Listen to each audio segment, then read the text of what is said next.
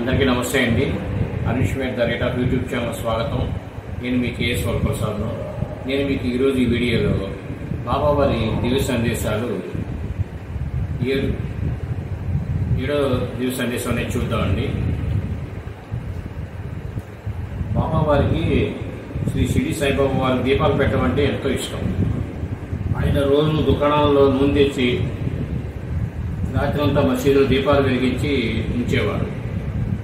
రోజు అలా నూనెలు ఇవ్వడం దండగా తలసి ఒకరోజు ఆ వర్తకలు నూనె లేదన్నారు. బాబా నిశ్చింతగా మసీదు చేరి నీటిలో ఆ డబ్బాను కడిగి ఆ నీరు త్రాగేశారు.